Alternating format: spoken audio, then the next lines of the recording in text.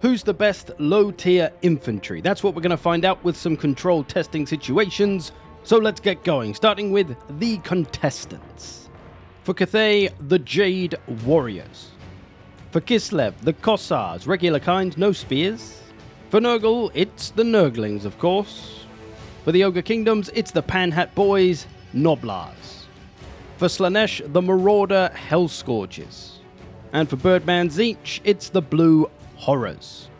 So that's all the low-tier infantry in this competition, indicated by the little bronze numeral 1 symbol on their unit card. And you may be wondering, well, why the hell isn't Khorne in this competition? Well, it's because he doesn't have any low-tier infantry. Everything is tier 2 or above. And I'm going to mark all the wins and losses up on this graph so you can see exactly who beats who. I'm not going to show you every single fight. And we'll break this up into the bottom 3 and the top 3. Let's go. So we'll kick it off with two of the cheapest units in the competition, the Nurglings and the Gnoblars. Both coming into the charge. Nurgling balls bouncing in. Now you may be wondering why I didn't use Gnoblar Trappers here, as they are a slightly superior unit to regular Gnoblars, but I thought that more people probably use normal Gnoblars on the front line in this kind of situation, so the information that you'll gain from knowing whether they win or lose to certain units is going to be more useful. Because Trappers have Vanguard, Deployment and Stalk, you probably use those at your flanks being sneaky and stuff like that, and also a lot of the stuff they have doesn't really help them in this competition. The Vanguard Deployment, the Stalk, they do have a ranged attack of course, which will get them a little extra damage, but it's pretty short range, so they'll probably only get one volley off, and it's not really going to make that much of a difference. So yeah, that's why I went with normal Gnoblars instead of Trappers. They've been holding out against the Nurglings, but the wavering is starting. They've still got lots of health and models left, it's just their low leadership letting them down. Wavering all across the board. Of course, the Nurglings are a generally pretty tough unit, even though they're very cheap.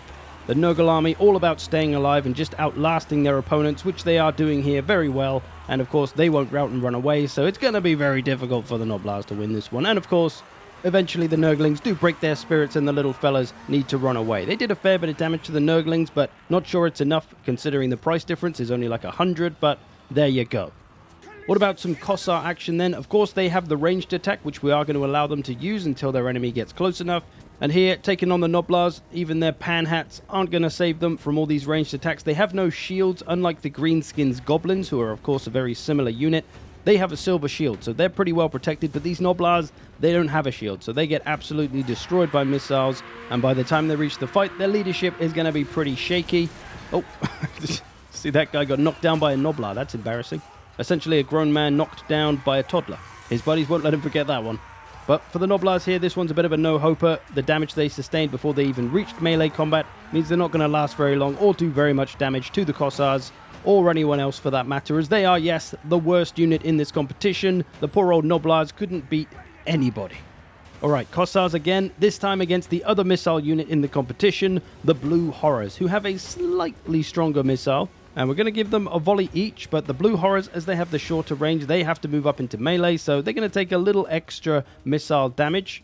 And because this is obviously a melee competition, we are going to make them engage. We could stand them both apart and just let them shoot each other to death and see who's stronger that way, but this isn't a ranged test, so we're going to get them into melee with a little bit of work from their missiles from both sides. And even though the Kossars got a little bit of extra missile firing time, they've actually ended up with less health at the start of the competition than the Blue Horrors. They of course have their shield and their barrier to protect them, which certainly helped them out, and already the Kossars beginning to waver, their Buy Our Blood ability kicking in. They have that advantage where when they break and should run away, they'll actually stay there for another 30 seconds as unbreakable, so they get a little bit longer in the fight to maybe try and turn it around. Against the Blue Horrors though, it's not looking so good, even though the Kossars have slightly better combat stats. But there is 160 Blue Horrors in a unit compared to the only 90 Kossars. So that's a pretty big numbers advantage that just means more attacks going off for the Blue Horrors than most other units. So Kossars unable to top the Blue Horrors here, down they go. What about some Cathay action then, with the Jade Warriors versus the Nurglings? They're rolling in again, and we're not going to countercharge the Jade Warriors because of course they get advantages being stood still, so we're going to let them use those. Not a great deal of damage done on the charge, and this is probably going to be one of the slowest, most boring fights in the competition because these are both designed just to hold out and stay alive for as long as possible, so when you got two units doing that, it can get pretty damn slow. Like the old Ironbreakers versus Treekin, which pretty much never ended. I think it's still going on. Both of those units just refuse to die, and it's kind of the same here. The damage output is very slow. You can see the health bars not really going anywhere. Eventually, though, into the 8th minute, we can see how far along it's got. The Nurglings not looking so good, but they have done a hell of a lot of damage to the Cathay boys, who are a bit more expensive than them, so pretty good performance from the Nurglings. They do, of course, have that poison as well, which takes away some of the damage output of whoever they're fighting, so that's going to make those Jade warriors do even less damage than they normally would, and it's going to allow the Nurglings to put up a pretty reasonable fight, I think. If they were to get some buffs from a spell or from Kugath or something, they could probably quite comfortably beat the Jade warriors. Let's try the Nurglings' luck then against Slaaneish's Hellscourges. They're a bit of a combo holding / damage dealer unit. We'll see if they can outlast them. Big old charges coming in. And the Hellscourges, of course, one of 3 variants of Marauder. There's the normal kind, there's the spear kind, and then there's the Hellscourges, who have slightly better melee defense, so they have that bit of a better holding power, but they can still put out some damage. However, with the Nurglings and their poison and their reduction to damage output, will that slow the Marauders down and stop them putting enough damage on the Nurglings quick enough to be able to outlast them? There's also the issue for the Marauders that they are mere mortals and will rout and run away, unlike the Nurglings, who of course will stay put until they die.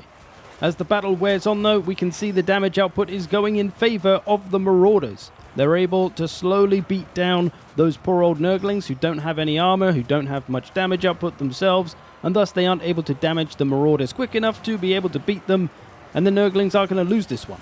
And with that, we get the results that the Nurglings, while good enough to beat some of the lower tier stuff, they're struggling to beat the higher end units, and that does place them in the bottom 3 alongside the Gnoblars and the Kossars, who it might seem like is a surprise that they're all the way down here, but the problem here for them is probably the competition and the fact they don't get to use all their ammo. So in this case, we can learn that Kossars really aren't up to much in melee. They should really try to use all their ammunition first. Let's kick it off in the top 3 then with the Blue Horrors versus the Marauder Hellscourges. Blue Horrors are going to be able to use their missile here. We're going to let them get as many volleys in as they can, as they would in a battle before the Hellscourges reach them. But the Hellscourges, of course, do have that big old shield, which is going to protect them from a fair chunk of missiles, so they're not going to take as much damage as others might. They're going to reach them in combat. We are going to get the counter charge. But of course, the barrier is there for the Blue Horrors, so they get a little bit of protection from that charge for the first few seconds where it's the most dangerous. So this fight starts off as a bit of an uphill battle for the Marauders. They've got a few challenges to take care of before they can even do any damage to the Blue Horrors. They're getting there now though. They're through the barrier, starting to put the damage on the actual Blue Horrors. But the Marauders are pretty beaten up at this point already. They're down to half health, all of them. The Blue Horrors still in good health, and don't forget, the Blue Horrors have that bigger unit size at 160. The Marauders have 120, so not too much of a disparity there, but still a bit of a potential advantage to have more models launching attacks. And the Blue Horrors also cause fear, being a demon, but the Hellscourges actually have an immunity to psychology, so they're not going to be so affected by the Blue Horrors' spookiness. I guess when you hang out with demonettes all day, Blue Horrors probably aren't so scary. And here, while it looks like the Marauders are maybe thinning out slightly, they're losing too many, they're actually evening up here. They're starting to bring the Blue Horrors' health down. It's about half and half now. And we're actually going to get some Blue Horror wavering. So these ones starting to waver on their way to banishment. The other 2 units at the edges holding up though. The middle one could be going in the bin, however. So it seems the damage output of the Marauders is fairly significantly greater than the Blue Horrors, and thus those leadership panels are starting to stack.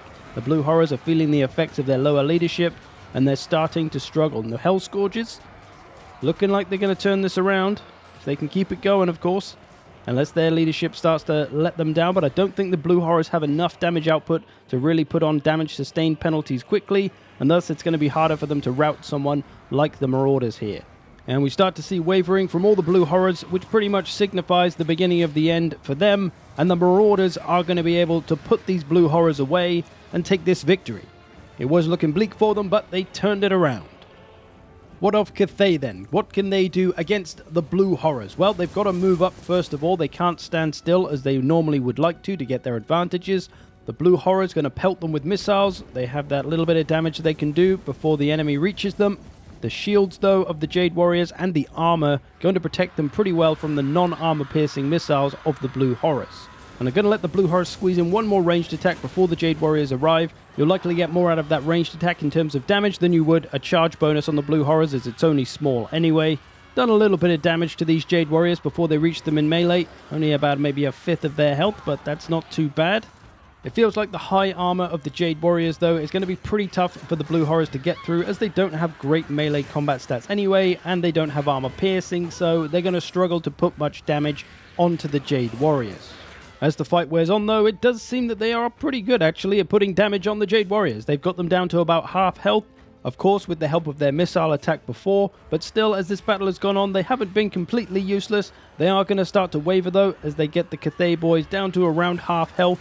So they've done a pretty decent job, but they don't quite have the staying power to hang in there with them long enough. The Jade Warriors, very good at holding, very good at staying alive. The Blue Horrors, not so good at that, even with their larger unit size. And that is going to lead to all the wavering and all the banishing of all the Blue Horrors, sadly for them. But these two units do cost the same amount, so you'd think the fight would be a little bit closer. I imagine if the Blue Horrors could use more of their missile attack, it probably would have been. And as with a lot of these hybrid units like the Kossars, best to try and use all of the Blue Horror ammunition before you get them into melee.